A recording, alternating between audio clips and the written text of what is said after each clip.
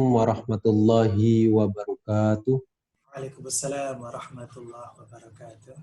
Alhamdulillahillazi anzala. Alhamdulillahilladzi ja'ala al-laila wan-nahara khilfatan liman arada ayyadzakkara wa arada syukura. Ahmaduhu dal insana sabila imma syakiran aw imma kafura. Allahumma salli wa sallim ala sayyidina Muhammadin wa ala alihi wa sahbihi ajma'in. Amma ba'd. Hadirin sekalian, teman-teman yang menonton live streaming ini via Facebook yang saya banggakan. Ya, pertama-tama marilah kita panjatkan puja serta puji syukur kita kehadirat Allah Subhanahu wa taala yang dengan nikmatnya kita bisa bertemu kembali di channel Lembaga Kajian Dialektika ini untuk mendiskusikan tema tentang zakat dan sedekah di tengah wabah. Salawat serta salam selalu tercurah limpahkan kepada junjungan Nabi kita Muhammad sallallahu alaihi wasallam, kepada para keluarganya, para sahabatnya, hingga akhirnya kepada kita semua sebagai umatnya. Semoga mendapatkan syafaat beliau di yaumil akhir nanti. Teman-teman sekalian, seperti yang saya bilang tadi, pada sore hari ini kita sudah kedatangan satu pemateri yang insyaallah berkompeten dalam bidang zakat, karena beliau saat ini mewakili dari lembaga Amil Zakat Cilacap ya. Beliau adalah Ustadz Kasyono. Selamat sore Pak Ustadz. Ya, sehat ya Pak Ustadz. Semoga Ramadan kali ini kita diberikan kekuatan di tengah wabah, sehingga kita bisa melalui dan juga ya bisa tetap kuat untuk menghadapi fenomena wabah saat ini.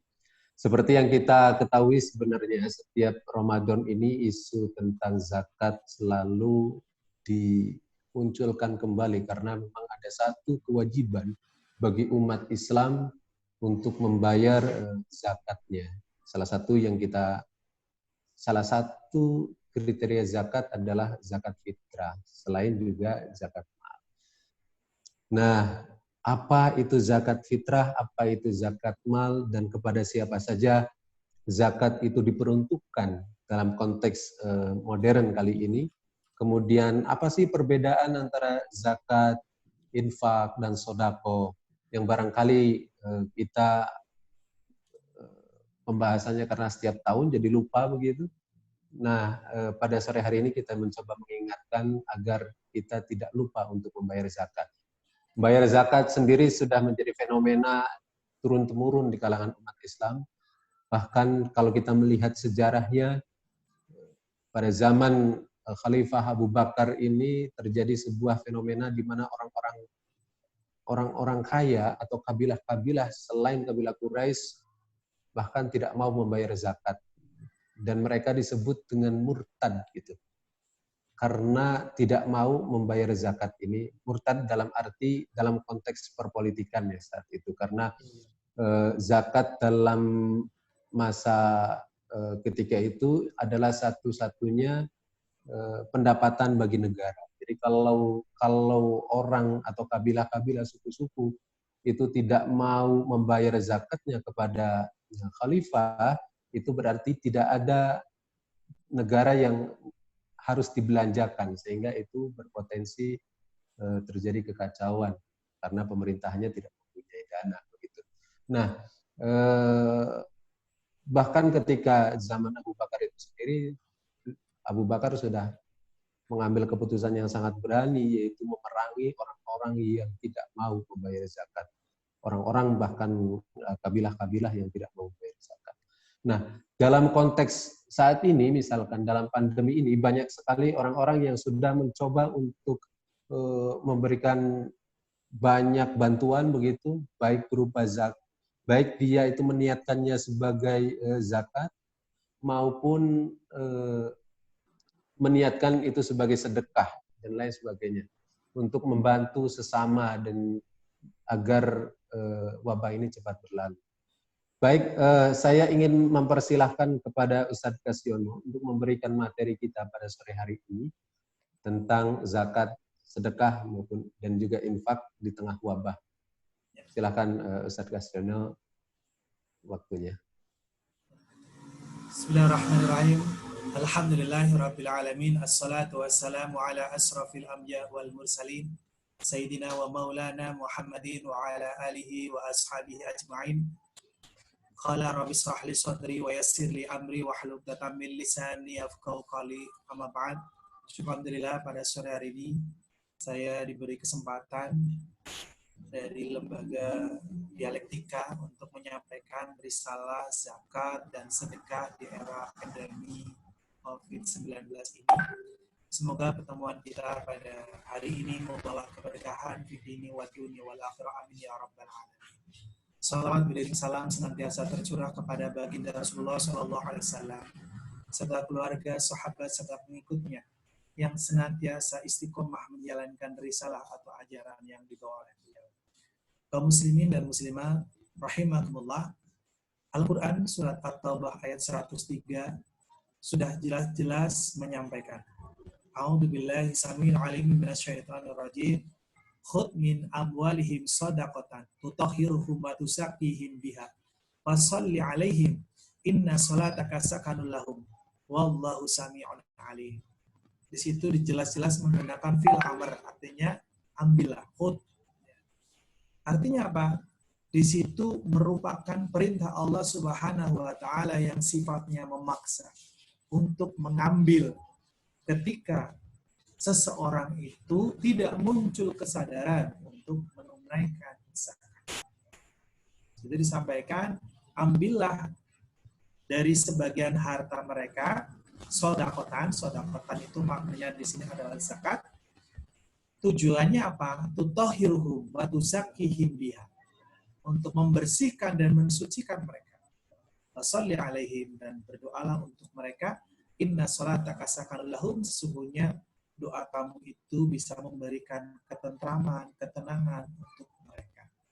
Jadi perlu diluruskan bahwasanya yang membutuhkan kaitannya dengan zakat ini sebenarnya para muzaki, para donatur, yang mana dengan zakat ini mereka bisa membersihkan harta dan jiwa mereka. Ini yang perlu diluruskan, sehingga ketika kita memahami bahwa zakat ini adalah kebutuhan dari para donatur, harusnya muncul kesadaran dari diri kita, meskipun ya, secara legal formal di negara kita ya, ini hanya sekedar himbauan. Sudah ada undang-undangnya. Tahun 99 ada undang-undangnya. Ya. Tahun 2011 sudah diperbaharui undang-undang. Tetapi memang belum ada suatu pemaksaan, artinya ketika orang tidak berzakat, belum ada undang-undang yang mana itu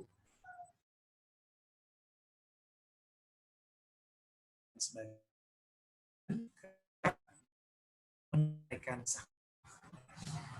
Muslimin dan muslimat rahimakumullah, zakat ini memang syariat yang istimewa, yang mana di dalam Al-Quran setidaknya ada sekitar 82 pernyataan zakat dan sholat ini disampaikan secara bersama-sama.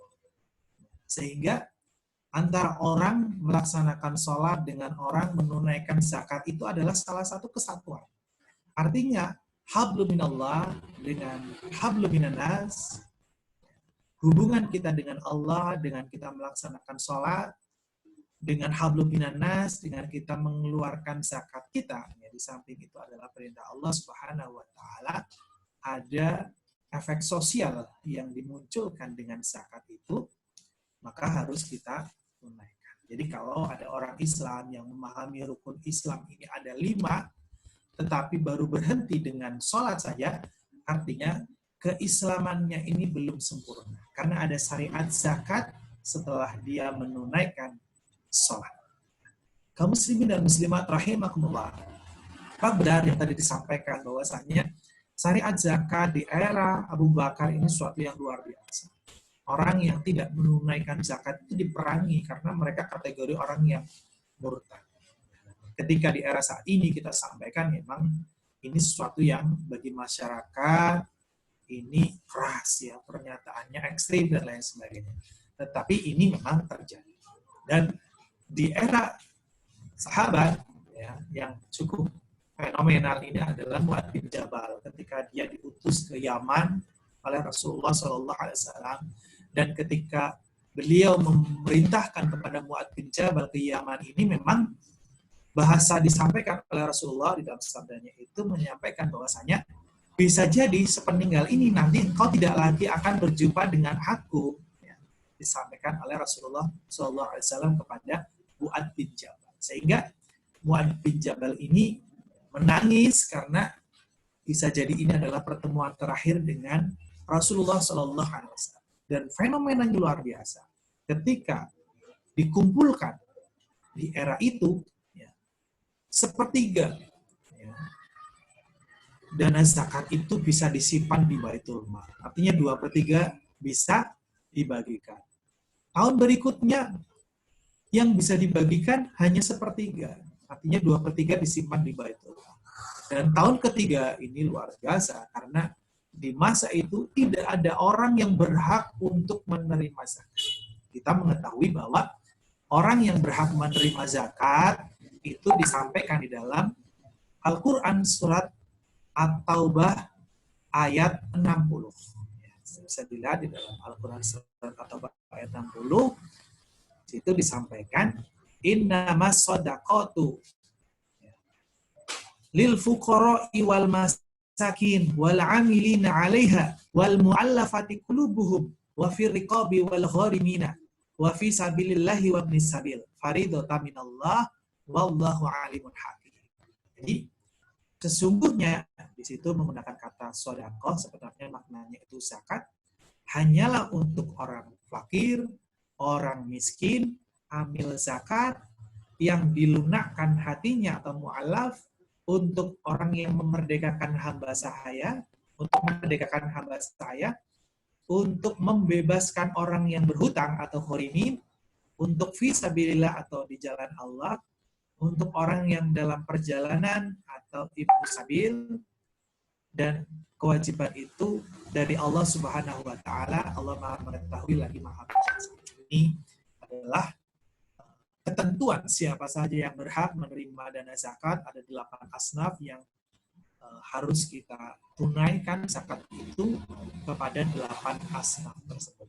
Dalam konteks pandemi COVID-19 ini, ya memang banyak sekali orang yang tadinya mampu karena kondisi saat ini, ya mungkin mereka di PHK dan lain sebagainya, sehingga yang tadinya mereka menjadi seorang muzaki karena tidak bisa bertahan di era saat ini, maka mereka menjadi seorang mustahik. Maka kewajiban bagi kita orang yang masih memiliki kemampuan untuk menjadi seorang muzaki adalah terus menyampaikan zakat.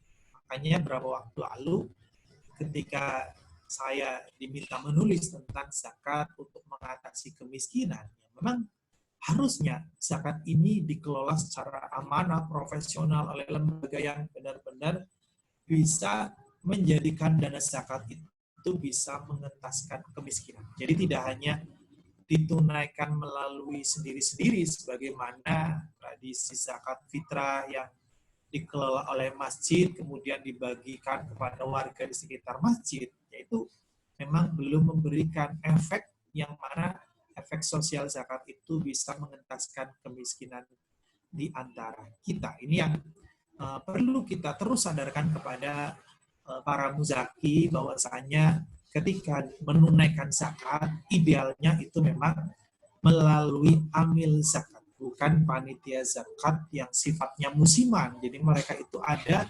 hanya ketika bulan Ramadan saja. Memang ketika Ramadan ini memang panennya lembaga zakat. Karena rata-rata orang itu punya kesadaran untuk menunaikan zakat mal, zakat fitrah, ya. Jadi bisa kita kaji secara mendalam titik perbedaannya di mana antara zakat mal dan zakat fitrah. Tapi rata-rata orang karena mudah, ya, bulan Ramadan ini kan bulan yang mudah dihafal, ya, sehingga patokan tahun Hijriah di bulan Ramadan ini sesuatu yang sangat mudah, sehingga ketika orang punya Ramadan tahun ini, punya uang Ramadan tahun ini, nanti Ramadan tahun depan ditunaikan. Sehingga fenomena lembaga zakat seperti kami dari Lasil Ajab ini memang panen, ya, panen keberkahan, panen zakat mal dari para donatur rata-rata ditunaikannya itu ketika bulan Ramadan. Sebenarnya yang namanya zakat itu kan pengertiannya itu berkembang, meningkat. Ada yang menyampaikan itu berkah, ada yang menyampaikan itu bersih, mensucikan, sebagaimana yang tadi disampaikan dalam Al-Quran surat At-Taubah ayat 103 ini. Maka ketika kita lihat bahwa zakat itu, ya sebenarnya penjelasannya ada dua. Yang pertama zakat mal, yang kedua ini zakat fitrah. Yang biasanya kita tunaikan setiap setahun sekali, dan ini di bulan Ramadan biasanya sangat kita perhatikan. Bahkan ada yang ketakutan ketika orang berpuasa di akhir Ramadan mereka belum menunaikan zakat fitrah, mereka sangat ketakutan sehingga segera untuk menunaikan zakat fitrah. Tetapi banyak orang yang belum menunaikan zakat mal, bahkan banyak yang konsultasi ke saya sudah menumpuk-numpuk, ya, 3 tahun, 4 tahun, 5 tahun, bahkan 10 tahun. Bahkan selama hidupnya belum pernah menunaikan zakat mal, meskipun hartanya sudah mencapai nisab. Jadi aturan nisab atau batasan orang untuk wajib menunaikan zakat itu adalah 85 gram emas. Jadi nanti dikalikan saja harga emas sekarang berapa. Kalau 800 ya, dikalikan 85 gram emas. Jadi batasannya seperti itu. Nah, jadi kalau zakat mal itu memang tidak melihat itu Ramadan atau bulan Ramadan, yang penting sudah masuk setahun, tahunnya ini tahun Hijriah, maka wajib ditunaikan zakat. Zakat mal ini memang bagi-bagiannya bermacam-macam. Di situ ada zakat pertanian, ada zakat perdagangan, ada zakat profesi yang kami banyak himpun setiap bulan. Yang mana ini adalah potensi yang luar biasa. Ya, kalau orang yang menolak zakat profesi, tetapi mereka masih, ya, menganggap bahwa zakat ini efektif, ya ini memang sangat efektif. Tiap bulan orang bisa terus kita sampaikan zakatnya. Dan insya Allah lembaga-lembaga zakat yang ada di Indonesia ini juga termasuk yang memahami bahwa zakat profesi ini wajib, sehingga ditunaikan setiap mereka mendapatkan profesi atau gaji tersebut. Barangkali sepintas itu yang saya sampaikan, nanti bisa dilanjutkan dengan diskusi Mas Kutub.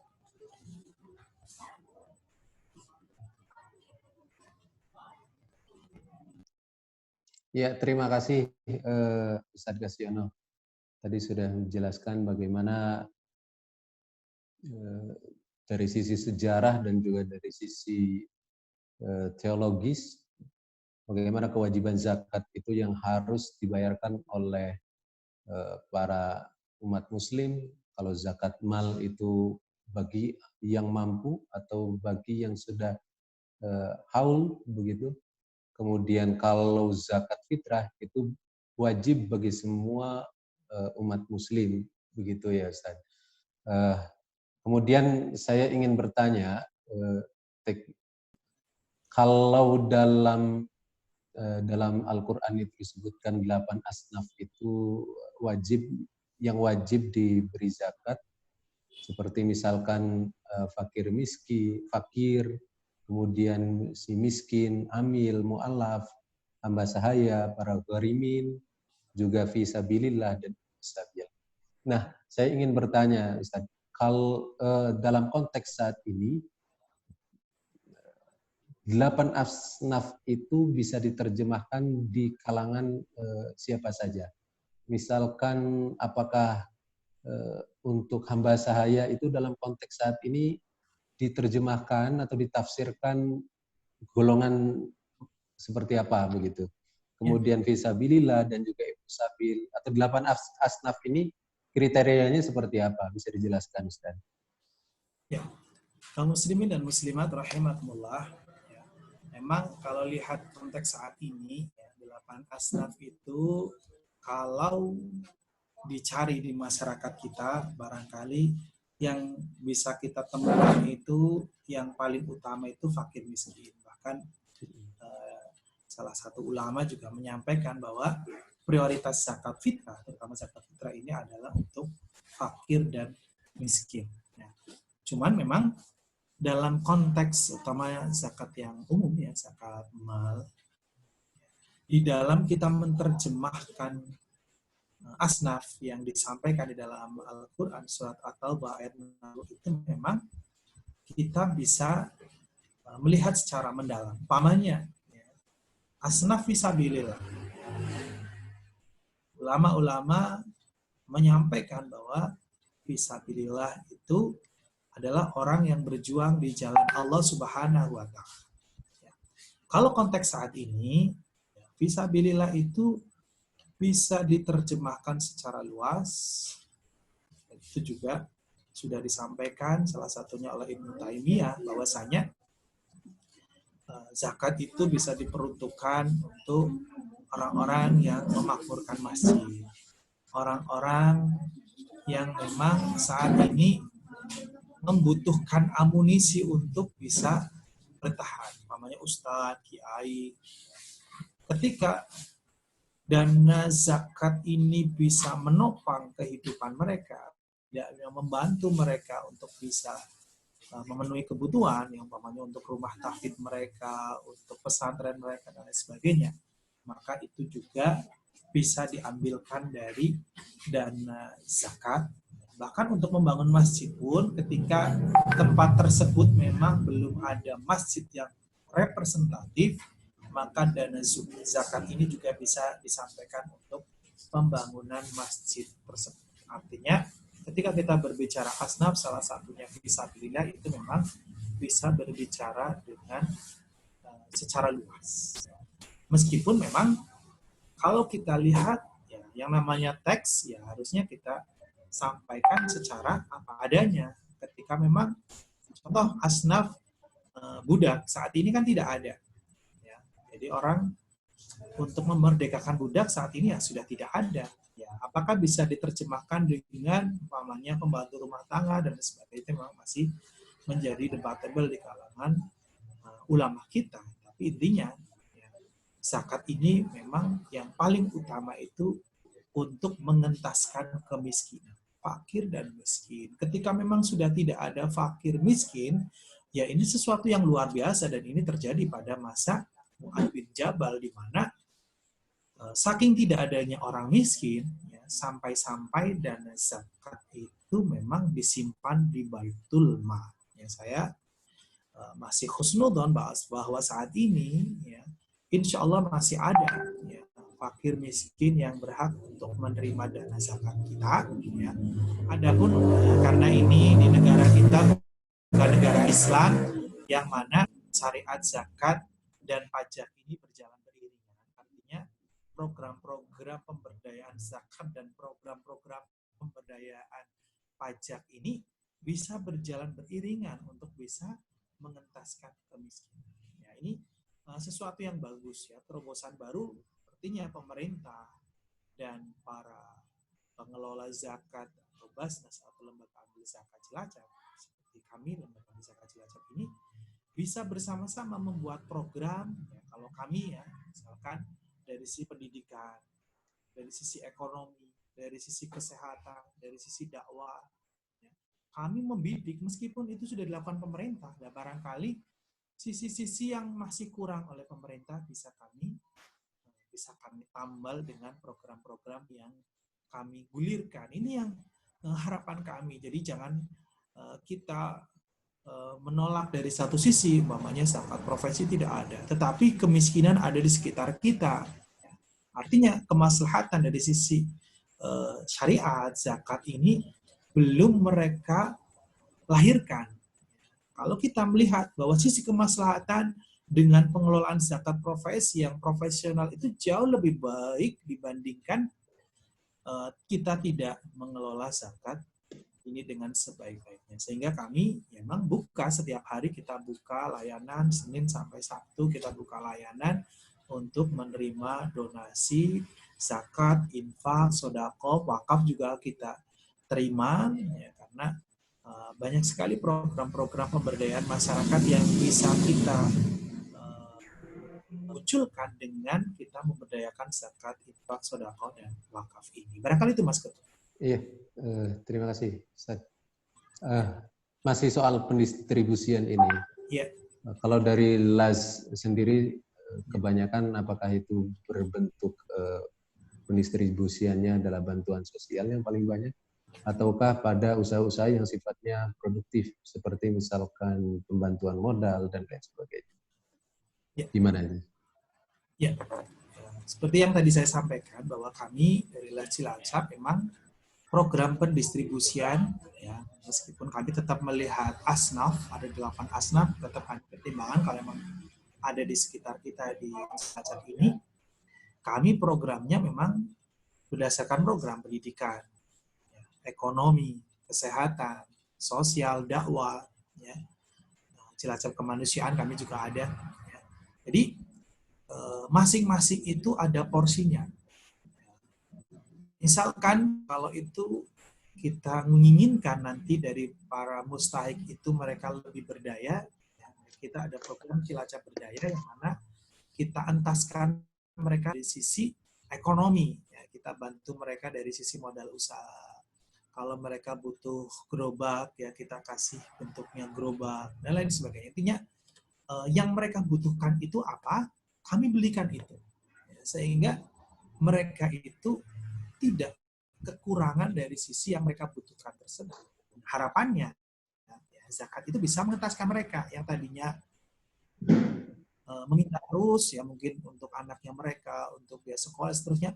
Karena mereka sudah dibantu dari sisi ekonomi, harapannya nanti itu sudah terentaskan karena modal mereka sudah dapatkan dari lembaga kami, terus kemudian dari modal itu mereka putarkan, kemudian dari keuntungan itu bisa untuk menyekolahkan anaknya, untuk berobat, dan lain sebagainya. Jadi, sisi-sisi lain itu bisa digali ketika zakat ini bisa diproduktifkan. Meskipun memang ketika kita produktifkan itu memang banyak sekali yang tidak mengembalikan. Artinya memang kita namanya qadul hasan, artinya kita akadnya itu kita kasih ke mereka, tetapi kita mendidik mereka, mengembalikan itu bukan untuk kami, tetapi untuk kita distribusikan ke yang lain. Itu polanya kami seperti itu. Jadi umpamanya ini si A, ya, si A sudah mendapatkan, nanti ketika ada A yang lain mendapatkan modal juga, mereka memang sudah sukses usahanya, bisa terus mengembalikan. Nanti dari yang 50 ini dikumpulkan, nanti bisa bantu yang 1 juta lagi, 2 juta lagi ke B, ke C, dan seterusnya. Itu yang kita namakan qardul hasan, yang mana itu memang harapannya itu bisa berkembang di antara kaum du'afa. Jadi bisa terentaskan. Meskipun kami memang tidak menutup bahwasanya ada orang-orang yang sangat membutuhkan dari sisi sosial, ya. Kita ada program bulanan ya namanya Mustahik Konsumtif. Jadi tiap bulan kita memang kita ngasihnya bentuknya konsumtif, apakah itu beras atau lain sebagainya. Ini yang kita lakukan, termasuk kita untuk syiar Islam, untuk pengajian akbar dan lain sebagainya, untuk rehabilitasi masjid dan mushola kita juga ada dari sisi dakwah.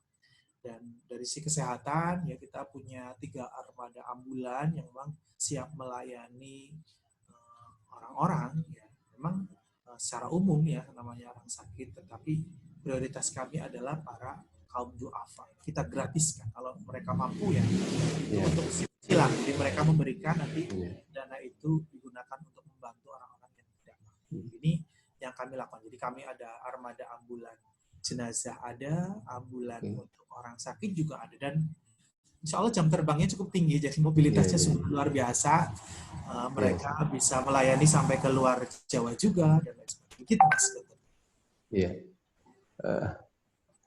Masih tentang pendistribusian zakat ini, Ustaz. Ya. Kalau saat ini karena terjadi wabah corona, banyak sekali orang yang rentan miskin menjadi miskin, bahkan orang miskin nambah miskin begitu karena mata pencaharian mereka hilang seperti itu. Berarti mereka ini bisa dikategorikan sebagai orang yang menerima zakat, Ustaz.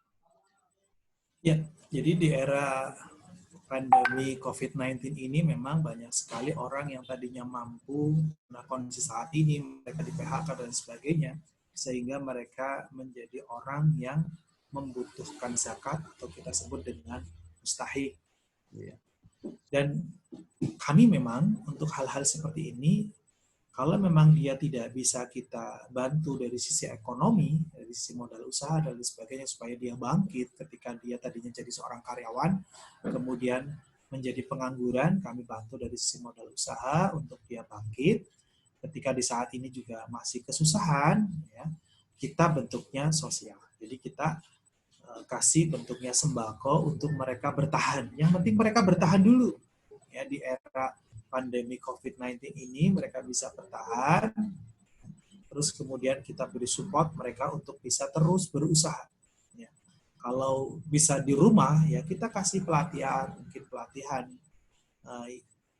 untuk berusaha melalui dunia online, ya itu kita kasih pelatihan itu supaya mereka intinya ketika mereka produksi, mereka sudah tidak bingung untuk distribusi kemana-kemana. Kita juga membantu ke donatur-donatur kami ketika membutuhkan, nanti bisa menghubungi para mustahik kami. Jadi seperti itu, kolaborasi kami dengan para muzaki yang dari si usaha mereka sudah berkembang, tetapi mereka kolaps. Ya. Contohnya kemarin, ya, ada yang usahanya ternak ayam, ya, karena di era saat ini ayam sangat murah sekali, sehingga ayamnya mereka kita beli dengan harga yang standar, kemudian kita kasihkan ke para mustahik, bentuknya itu adalah nasi bok. Ya, itu sangat efektif sekali untuk membantu muzaki yang mana mereka punya usaha, kemudian untuk mustahik yang mana mereka membutuhkan makan. Demikian, Mas. Iya. Kemudian ini, Ustaz. Kalau ada orang, misalkan orang yang mampu untuk membayar zakat mal begitu, tetapi berhubung dia sudah karena terdampak dari COVID-19 ini, seharusnya dia sudah haul misalkan membayar zakat ini, tetapi dia tidak membayarkan karena takut gitu, suatu 3 atau 4 bulan yang akan datang dia tidak bisa mendapatkan pendapatan income begitu. Nah, orang seperti ini bolehkah tidak membayar zakat mal atau harus tetap membayar zakat mal? Ya, sebenarnya kalau kita berbicara syariat, ya syarat zakat itu kan al-milku tam, ya kepemilikan penuh. Terus 1 haul mencapai 1 tahun kepemilikan, ya, terus mencapai nisab dan lain sebagainya. Jadi ketika prasyarat itu ada, harusnya memang orang yang berkewajiban zakat itu menunaikan saat itu juga. Ya, meskipun menurut ulama itu boleh dipercepat, ya tidak harus 1 haul ketika era pandemi COVID-19 ini sudah ada, meskipun belum mencapai 1 tahun kepemilikan, keluarkan zakat. Karena banyak orang yang lebih membutuhkan dana kita saat ini, para muzaki saat ini, dibandingkan nanti setelah COVID-19 ini selesai. Meskipun kalaupun selesai, ya, umpamanya Mei ini berakhir, nanti juga masih ada waktu sekitar 6 bulan untuk pemulihan bagi mereka. Artinya kalau ketakutan itu karena ya, menganggap bahwa dirinya ini orang yang paling membutuhkan, ini saya tidak beralasan, karena banyak sekali orang yang barangkali hanya bisa makan untuk 1 hari atau 1 minggu. Kalau kita masih menyisakan untuk 1 tahun yang akan datang, tentu saja ini ketakutan yang kurang beralasan. Kita masih bisa menunaikan zakat, Meskipun ya, nantinya ya, barangkali 4 bulan atau 5 bulan yang ke depan ya, kita termasuk yang membutuhkan. Ya nggak masalah, nanti bisa dilaporkan melalui lembaga zakat, nanti yang bersangkutan berhak untuk menerima dana zakat dari para donatur yang lainnya. Jadi ini adalah kegotong royongan. Kalau ini adalah kesalehan sosial yang perlu dimunculkan di era saat ini, ya bukan hanya yang penting saya bisa bertahan, sementara yang lain bertahan 1 hari, seminggu, kita sudah mempersiapkan untuk bertahan setahun atau 2 tahun yang akan datang. Terus ini kan sesuatu yang naif, sesuatu yang tidak baik di era saat ini. Mana muncul solidaritas kemanusiaan kita di era saat ini. Begitu Mas. Iya, iya. Terima kasih, Ustaz. Barangkali terakhir teman-teman yang di rumah yang menonton dan menyaksikan tayangan video ini juga ada yang belum mengerti apa perbedaan antara infak dan sedekah. Mohon pencerahannya, Ustaz. Ya, memang di dalam Al-Quran antara zakat dan infak sodako itu sering menggunakan istilah sodako. Meskipun sering juga berdiri sendiri, sebagaimana tadi saya sampaikan, ada sekitar 82 ya, disampaikan tentang aqimus sholah wa atuz zakat. Dirikanlah sholat, kemudian tunaikanlah zakat. Artinya zakat kadang di dalam Al-Quran disampaikan berdiri sendiri dengan kata zakat, kadang juga menggunakan kata sodako. Intinya bahwa zakat itu adalah harta tertentu ya, untuk disampaikan kepada orang tertentu juga. Ada 8 asnaf yang disampaikan di dalam Al-Quran surat At-Taubah ayat 60. Kalau infak sodako itu sendiri, itu memang pengertiannya luas. Ya, bahkan senyum di dalam Islam pun kan juga sodako. Ya. Artinya infak sodako itu cakupannya lebih luas. Ya. Jadi tidak harus 8 asnaf yang berhak mendapatkan. Kalau zakat 2,5% itu zakat mal. Kalau zakat pertanian itu 5% atau 10% tergantung airnya. Nah, kalau infak sodako itu tidak harus 2,5% atau 5% atau 10%. Bisa jadi itu 50% dia keluarkan sodakohnya. Karena pada masa sahabat itu juga ada yang mengeluarkan sampai seluruh hartanya, itu Abu Bakar Siddiq. Seluruh hartanya. Terus Umar bin Khattab setengah hartanya dan sebagainya. Itu sodakoh pada masa sahabat Rasulullah SAW. Itu sesuatu yang luar biasa. Artinya memang cakupannya ini lebih luas, yang namanya infak sodako, bisa berupa materi, bisa berupa non materi. Dan di situ juga ada wakaf di dalamnya itu, yang mana wakaf itu sifatnya abadi. Di era saat ini ada namanya wakaf tunai.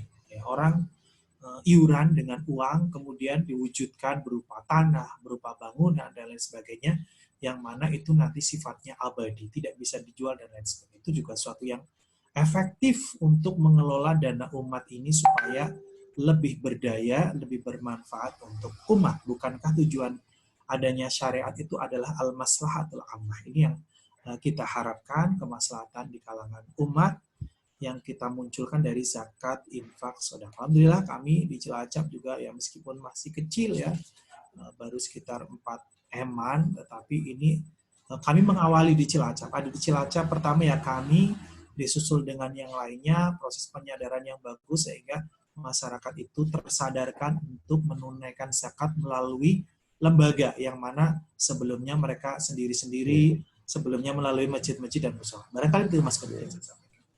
Iya. Mohon maaf ini saya terakhir lagi ada pertanyaan yang masuk ke saya. Ya. Apakah zakat yang 2,5% itu adalah batas minimal atau itu adalah ya batas minimal sehingga ketika kita membayarkan lebih dari 2,5% itu selebihnya dianggap hukumnya adalah sedekah, atau seperti apa, Ustaz? Iya, jadi aturan zakat ini memang aturan yang baku di dalam ajaran agama Islam. Jadi kalau zakat mal itu ya 2,5%. Kalau zakat pertanian itu 5% atau 10% tergantung airnya. Itu aturan bakunya. Ya, di kalangan para pengusaha ini memang berkembang. Ya, mereka zakatnya 10%. Ada yang seperti itu karena mereka mengkiaskan mereka itu sama seperti seorang petani ketika mereka itu panen langsung ditunaikan 10%. Itu ada yang di kalangan pengusaha seperti itu. Tapi kita kembali bahwa zakat mal itu memang 2,5%, ya. Terus kemudian zakat pertanian ada 5%, ada yang 10% tergantung airnya atau prosesnya. Ya. Intinya itu adalah batas minimal untuk membersihkan harta kita. Nah, kalau masih kurang, ternyata 2,5% itu masih kecil ya, namanya 4 juta, ya, diambil 100.000 zakat profesinya masih kecil ya. Ya bisa ditunaikan infak sedekah, wakaf dan lain sebagainya. Banyak donatur kami yang seperti itu. Ya. Zakatnya barangkali cuma 100, 200, tapi karena masih kurang, ya mereka nambahin dengan infak sedekah mungkin 10 juta, wakaf mungkin 30 juta dan lain sebagainya. Dan insya Allah itu sesuatu yang tidak dipersoalkan secara syariat, bahkan sangat bagus sekali, yang mana kesadaran itu muncul untuk menunaikan zakat tidak hanya yang wajib, tidak hanya sodako yang wajib yakni zakat, tetapi sodako yang sunnah yakni infak sodako itu juga mereka sadar. Demikian Mas Betul.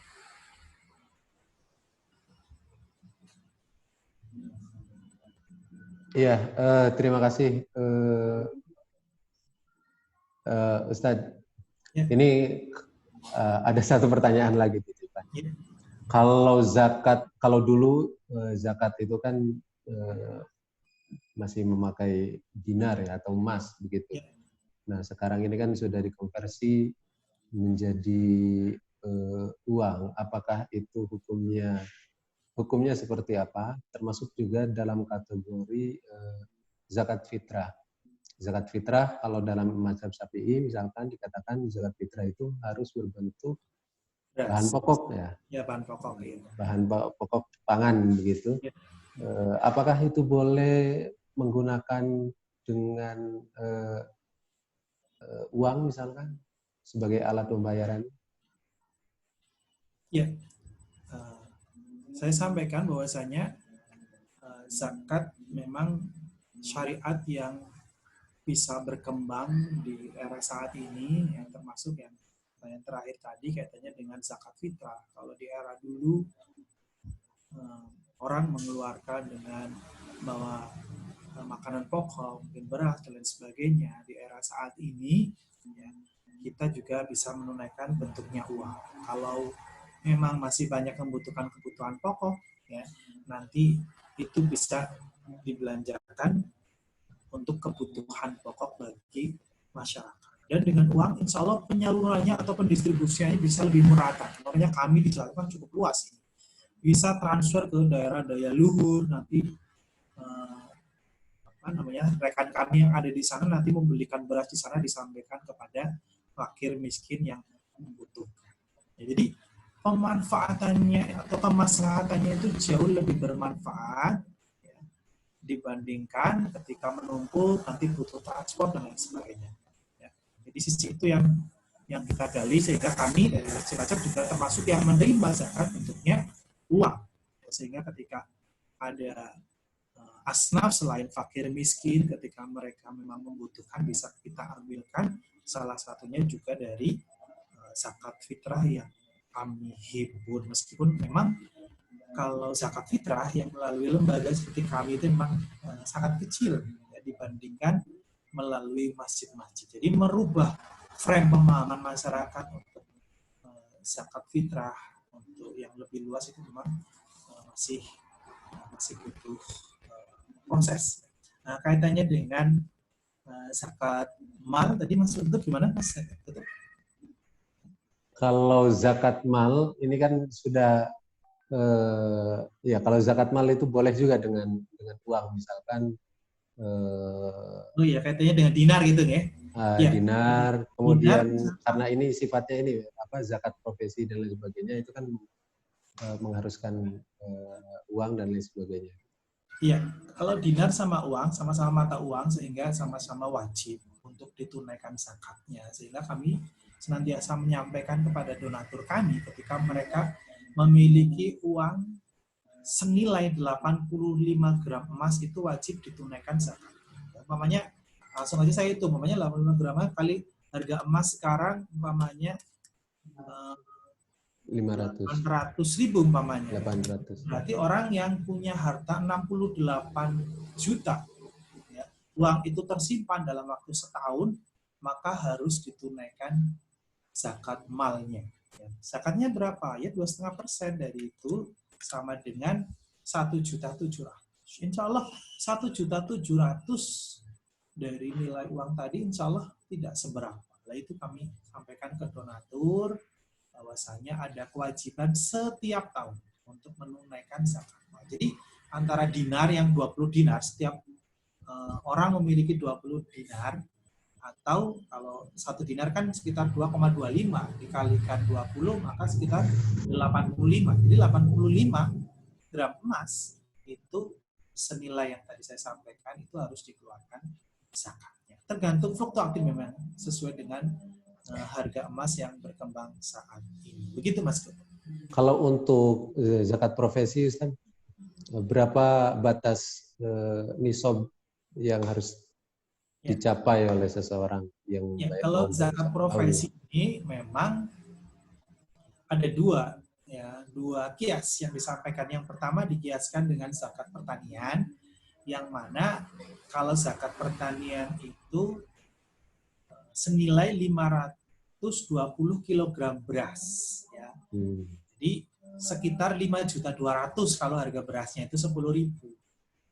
Jadi 5.200.000 petani itu, ya, karena pertanian itu mereka membayar 5% atau 10%. Kalau zakat profesi bukan 5% atau 10%, tetapi 2,5% dari senilai 5.200.000. Karena mereka gajiannya tiap bulan, tidak seperti petani 3 bulan sekali atau 4 bulan sekali. Jadi dikeluarkan setiap bulan. Ada juga ulama yang patokan nisabnya itu adalah sama seperti zakat mal, yakni 85 gram emas. Jadi kalau patokannya tadi emas tadi, maka orang yang memiliki harta 85 gram emas kali namanya tadi 80, maka orang senilai 68 juta, ya, itu wajib menunaikan zakatnya. Tinggal dibagi 12, ya. Tinggal dibagi 12, maka ya sekitar 6 juta lah kalau saat ini. Ya, orang yang gajinya 6 juta, kalau emasnya 800.000, maka itu harus menunaikan zakat profesi tiap bulan. Ketika nggak mencapai nisab, ada ulama yang membolehkan. Yang penting 2,5% langsung ditunaikan zakat. Gitu Mas. Oke. Terima kasih Ustaz Kasyono atas pencerahannya pada sore hari ini. Terakhir barangkali dari saya mempersilahkan untuk Ustaz Kasyono memberikan closing statement atas diskusi kita pada sore hari ini. Silakan saja. Kaum muslimin dan muslimat rahimakumullah, di era pandemi COVID-19 ini adalah saatnya kita untuk bersatu, termasuk di dalam kita pengelolaan zakat, infak, sedekah, dan wakaf ini. Jangan sampai syariat yang sudah Allah syariatkan kepada kita tidak kita tengok, tidak kita berdayakan, justru kita berlari keluar. Kita harus kaji secara mendalam ini syariat ini, kita harus berdayakan zakat, infak, sedekah, dan wakaf ini untuk bisa mengentaskan kemiskinan, terutama di pandemi COVID-19 ini. Jangan sampai saudara-saudara kita yang miskin dari kalangan muslim ini justru tidak kita perhatikan. Ada syariat zakat yang bisa mengentaskan mereka. Semoga ini adalah amal kita yang insya Allah sebagai pemberat amal nanti di yaumil akhir. Demikian, semoga ada manfaatnya. Kurang lebihnya maaf. Akhir kali wabillahi taufiq wal hidayah. Assalamualaikum warahmatullahi wabarakatuh. Waalaikumsalam warahmatullahi wabarakatuh. Sekali lagi terima kasih Ustaz Kasyono sudah memberikan pencerahan kepada kita mengenai zakat di tengah wabah corona ini. Semoga apa-apa yang disampaikan menjadi ilmu bagi kita semua dan juga keberkahan bagi beliau yang menyampaikan dan bagi kita semua juga. Teman-teman sekalian, zakat fitrah maupun zakat mal ini oleh Allah sudah dikatakan sebagai menyucikan harta kita. Bahkan zakat fitrah sendiri definisinya adalah mensucikan diri kita. Jadi dalam satu bulan Ramadan ini salah satu agar dosa kita terampuni adalah caranya kita harus membayar zakat fitrah. Nah, kalau kita melihat sejarah di awal saya sudah katakan bahwa zakat ini menjadi salah satu pemasukan negara dan itu sangat diagungkan, sangat menentukan bagi pemerintahan Islam ketika itu. Sehingga oleh Abu Bakar As-Siddiq ketika itu orang yang tidak mau membayar zakat sama dengan orang murtad atau keluar dari agama Islam. Oke, teman-teman, semoga diskusi kita pada sore hari ini mendatangkan satu pencerahan baru begitu. Bagaimana cara kita membayar zakat dan juga bagaimana kita melihat keuangan kita, apakah kita ini termasuk orang yang menerima zakat tadi atau apakah orang yang harus membayar zakat. Tentunya itu kaitannya dengan zakat mal. Karena ketika kita bicara tentang zakat fitrah, maka kita wajib semuanya harus mengeluarkan zakat fitrah. Oke, itu saja dari saya. Mohon maaf apabila ada kesalahan. Billahi taufiq wal hidayah. Assalamualaikum warahmatullahi wabarakatuh.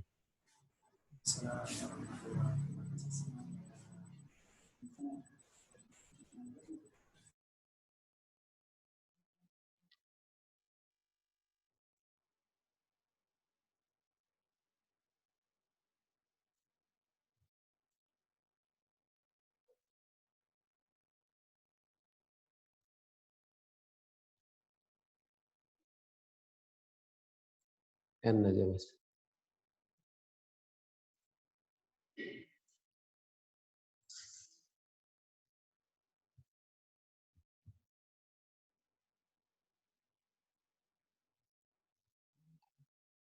End meeting.